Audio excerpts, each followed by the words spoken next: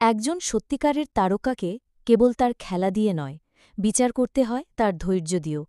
Neymar, যার পায়ের জাদুতে মুগ্ধ থাকত গোটা বিশ্ব, কিন্তু বারবার তাকে থামিয়ে দিতে চেয়েছে গুরুতর চোট, করোনা মহামারী আর সমালোচনার পাহাড়। তবু তিনি ফিরে এসেছেন, প্রতিবার নতুন করে নিজেকে প্রমাণ করার জন্য। ২০১৪ বিশ্বকাপ সেমিফাইনালে যখন ব্রাজিল মাঠে নামছে, নেইমার তখন হাসপাতালের বিছানায়। গুরুতর চোটে আক্রান্ত তিনি কাঁদছিলেন, শুধু নিজের জন্য নয়, দেশের স্বপ্নভঙ্গের আশঙ্কায়।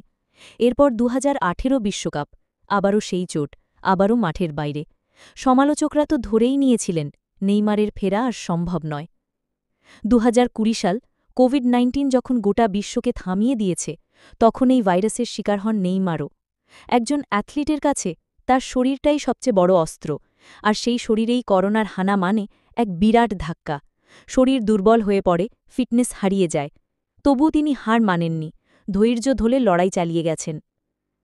মানুষের চোখে তিনি ছিলেন শুধু একজন অভিনেতা, যিনি মাঠে পড়ে যাবার অভিনয় করেন। কিন্তু ক্যামেরার আড়ালে নিজেকে ফিরে পাওয়ার জন্য তার একার লড়াইটা কেউ দেখেনি তার রাতের কান্না। মাঠের বাইরে তিনি কারও নায়ক নন, কেবলই সমালোচনার পাত্র।